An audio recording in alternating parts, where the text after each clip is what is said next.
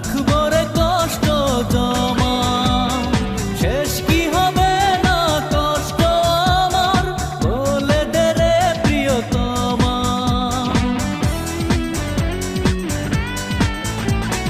ছোট্ট হৃদয়ে আর কত কাল রাখবো রে কষ্ট জমা, শেষ কি হবে না কষ্ট আমার, বলে দে রে প্রিয়তমা।